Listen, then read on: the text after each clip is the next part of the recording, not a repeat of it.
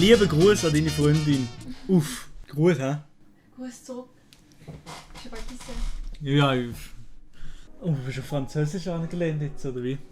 Da im Chat kann niemand Französisch. Da im Chat versteht niemand Französisch. Versteht nicht der Französisch? Ich verstehe sehr gut Französisch. Nein, ich verstehe wirklich gut Französisch. Das kann ich so sagen. Da bin ich stolz. Je parle baguette. Okay, gut, ja, okay, ja, ich verstehe euch. Ja, ich sehe, was ihr Französisch redet. Bonjour, bonjour, monsieur. Ja, okay, ja, ich verstehe es. Bonjour, je m'appelle Touriste, ja. Je suis Dürüm. Ja, komm, jetzt ist fertig. Jetzt ist fertig mit dem Scheissdreck. Ich habe noch eine kleine Real-Life-Story zum Erzählen von dem Wochenende vom Samstag. Jetzt vielleicht in der Instagram-Story gesehen, die ich jetzt immer wie aktiver mache. Also gerne auf Instagram auch folgen. Nein, aber der Samstag war das legendäre Ping-Pong-Turnier einerseits. Und andererseits passiert jetzt eben meine Real-Life-Story. Und zwar am Morgen, ungefähr auf die 20 ab 9 Uhr, bin ich so hier von meinem Dörfli losgefahren. Und habe gemerkt, ich muss noch tanken, weil der Weg bis auf Basel, bis ins Basel-Land, das geht so, sind so ungefähr 100 Kilometer, sage ich mal. Grosso modo 100 Kilometer habe ich zurücklegen und der Tank hat für das nicht mehr gelangt. Dann habe ich gedacht, okay, ich gehe schnell 20 Stutz tanken, bevor ich richtig losfahre. Das habe ich gemacht. Ich bin schnell tanken bei der Tankstelle und habe mit der Karte gezahlt und habe Portemonnaie auf das Auto drauf da, auf das Dach vom Auto drauf da, während ich getankt habe. Ich habe also den Tankdeckel offen, Tank normalerweise 20 Stutz, so alles abgelesen. Der Tankdeckel wahrscheinlich sehr fokussiert auf den Tankdeckel und zugeschraubt den Tankdeckel. Und dann bin ich einfach ins Auto eingegangen. Dann bin ich ins Auto eingegangen und habe tatsächlich, bin ich noch im Auto so gewesen, habe noch Instagram-Story gemacht, die könnten jetzt noch führen, schreissen, aber die finde ich nicht mehr. Den Morgen, nicht mal wirklich am Morgen. Ich muss auch mal ein bisschen Insta-Stories machen und heute passt perfekt, weil heute ist das grosse Ping-Pong-Turnier. Ich bin jetzt gerade auf dem Weg zum Adi. Let's go. Abfahrt. Ich habe noch Instagram-Story im Auto gemacht, währenddem ist das Portemonnaie auf dem Auto oben drauf gewesen. Schon. Und ich habe es natürlich nicht gecheckt und bin einfach weitergefahren. Bin losgefahren Richtung Basel. Richtung Basel bin ich losgefahren. Also ich bin Richtung Freiburg auf der Autobahn und bin gefahren. Ungefähr eine Stunde lang bin ich Richtung Adi gefahren. Und dann bin ich irgendwo im Basel-Landgebiet angehalten und habe ein Volk gesehen. Und bei diesem Volk wollte ich ihnen etwas zum Morgen holen, irgendetwas auf entspannt, also eine Energy Milk oder ein Emmi-Tafel Latte zum Beispiel, wollte ich gönnen. Und dann bin ich so im Auto und suche mein Portemonnaie. Wo könnte das jetzt sein? Und dann eigentlich schon nach 2-3 Sekunden habe ich schon gemerkt, das habe ich dort liegen. Ich habe es liegen auf dem Auto. Ich weiss, ich habe es noch haargenau im Kopf gehabt. Scheiße, das ist im Auto. Fuck. Nein, dann bin ich wirklich, ich nicht mehr gewusst, was ich so mache. Scheiße, das habe ich jetzt wirklich dort liegen. Wo ist das jetzt? Und dann habe ich natürlich meine Freundin angerufen. Und sie hat dann müssen von dort aus, sie wohnt nämlich genau in dem Dorf. Und dann ist sie in dem Dorf, hat sie alles abgesucht, das ganze Dorf abgesucht nach meinem, oder die Route, wo ich gefahren bin, hat sie alles abgesucht nach meinem Portemonnaie, nichts gefunden. Nichts, absolut gar nichts gefunden. Das Einzige, was ich gemacht habe, ist von Basel aus angerufen bei der Rifise. Grüezi miteinander, grüezi wohl. Ich würde gerne meine Karte sperren. Natürlich habe ich nicht Bock gehabt, dass irgendjemand meine Karte findet. Und jetzt mit Contactless irgendwo mit einfach free mit 80 Stutz kann zahlen ohne Code. Ich hatte natürlich keinen Bock drauf gehabt. Ich habe meine Karte also sperren. Das war gut, ich habe die Karte gesperrt. Und die dort am Telefon bei der Raiffeisen haben mir sogar noch gesagt, oh, heute ist also wirklich der Wurm drin. Heute sei schon die 5. Person, die anruft wegen Portemonnaie, die auf dem Auto, auf dem Dach oben liegen und so alles verloren haben. Also ich war schon die 5. Person an diesem Tag in der Schweiz gewesen, bei der Raiffeisen. Aber auf jeden Fall, das nichts zur Sache da. Das ist mir auf jeden Fall passiert. Ich habe das alles gemacht, da schon gedacht, am Montag, Scheiße, ich muss alle meine Karten neu machen, ich muss die ID machen. ich muss den Pass nicht, ich muss die Krankenversicherungskarte machen, die Studentenkarte muss ich nochmal machen, die Cumulus-Karte muss ich nochmal machen. Das alles! Und ich dachte, muss ich alles nochmal machen. Swisspass auch.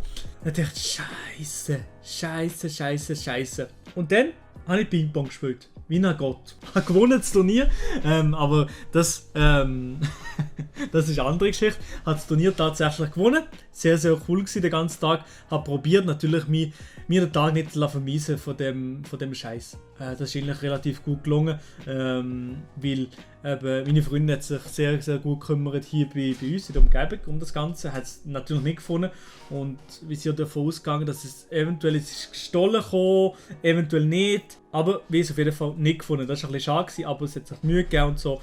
Ich habe fast ein bisschen schlechtes Gewissen gehabt, dass ich am Ping-Pong spielen war, am Streamen war und sie war absolut am Suchen gewesen, ja moin.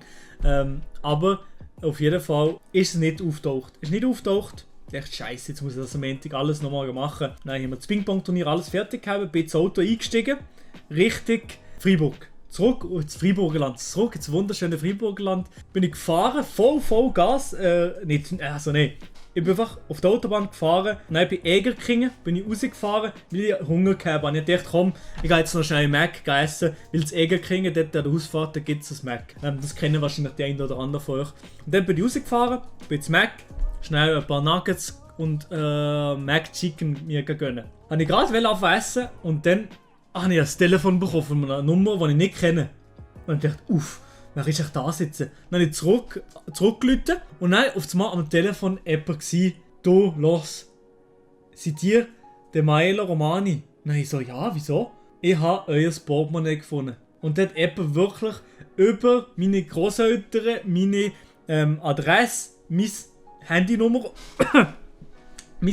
rausgefunden und mein Portemonnaie auf der Straße gefunden. Und nicht irgendwo auf der Straße, sondern von dort, wo ich getankt habe, mehr als 1 Kilometer weiter weg auf der Straße, wo ich 80 gefahren bin, am Boden. Ich müsst euch das so vorstellen, in dem Dorf, wo ich war, das Dorf hat relativ viele Kurven und Ecken und Kanten.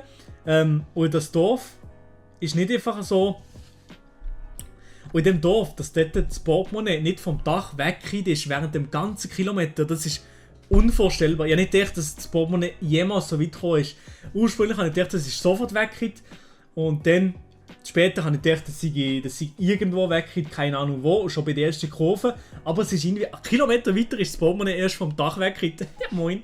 Und sie hat es tatsächlich auf der Straße gefunden, auf der 80er Straße gefunden und hat es zusammengesammelt und meine ID und alles gesehen, natürlich meinen Namen gefunden und hat mir zuerst auf Facebook geschrieben.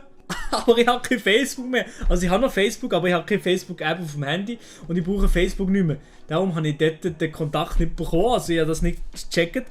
Und ich habe am Abend das Telefon bekommen, sie hat mein Portemonnaie gefunden. Und sie hat tatsächlich mein Portemonnaie gefunden und alles ist drin gewesen. Alles ist noch drin gewesen. Es ist unglaublich. Eben am Montag, also gestern, am Sonntag, also gestern, bin ich noch schnell ein paar Pralinen gekauft von Gaillet. Und sie haben mir ihre Adresse gegeben und ich bin bei der einfach vorbeigegangen und habe das ihr gegeben. Und sehr, sehr liebe Frau gewesen. Und es gibt halt wirklich noch nette Menschen und korrekte Menschen. Klar, ich hätte das auch so gemacht. Wahrscheinlich hätten die alle das auch so gemacht, wenn das Portemonnaie gefunden hätte. Aber wirklich, ich habe nicht damit gerechnet. Vor allem, weil es auf dem Dach war und irgendwo wahrscheinlich hätte ich herfliegen. Ich hätte nicht damit gerechnet, aber ich habe auf jeden Fall, es hat mich sehr gefreut. Und hast du Geld drin gehabt? Nein, eben tatsächlich kaum. Ich habe kaum Geld drin gehabt. Doch, 30 Euro habe ich drin gehabt, aber Franken.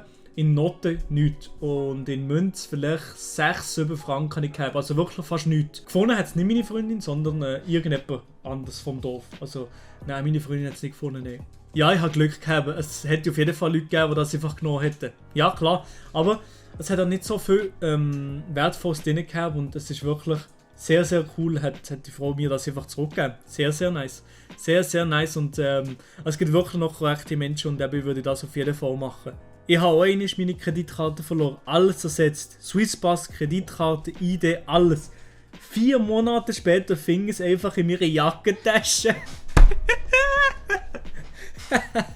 Komplett lost. Das war ein angstbelastendes Gefühl. Ja, aber du bist schon selber schuld. Da bist du wirklich selber schuld. 4 Monate lang hast du es nicht gefunden. Es war einfach in der Jackentasche. Du hättest mal die Mami fragen, was ist. Lifehack, man kann es auch einfach in den Postkasten rühren und die kümmern sich dann darum. Ja, aber ich muss sagen, so ist es glaube ich noch fast besser, weil ich hätte, wenn sie es mit der Post gemacht hätte, wenn es vielleicht morgen oder so ankommt, das Portemonnaie hier bei mir daheim. Und hätte ich schon alle Karten neu beantragt und nichts gemacht. Also es hätte mich schon angefuckt, muss ich sagen. Hast du alle Karten neu müssen kaufen? Nein, eben nicht. Ich habe Karten nicht müssen neu kaufen, überhaupt nicht, nein. Alle Karten, alles ist noch da, obwohl sie hat gesehen, es seien anscheinend 1-2 Autos vielleicht drüber gefahren. Es sei ein bisschen plattdrückig gewesen, aber alle Karten und alles noch intakt, alles ist noch okay. Ich gehe schnell holen, ich muss das schnell riechen. Komm gerade, ich gehe das schnell. Ich muss das euch schnell zeigen. So. Mein Portemonnaie, wo auf der Straße am Boden geflogen ist und wahrscheinlich so 3/4 Stunden auf der Straße gelegen ist und Autos drüber gefahren sind. Hier ist es, mein Portemonnaie. Das da hier. Das da hier ist das Portemonnaie und es sieht wirklich schäbig aus. Uff, hier, das da auch. Das ist alles, also das Portemonnaie, das ist wirklich zerfetzt und nichts mehr. Also ich muss wirklich ein neues Portemonnaie haben. Und auch hier, das geht auch nicht mehr da, der komische Latch, da hat dann keine Dings drin. Also ich muss unbedingt ein neues haben.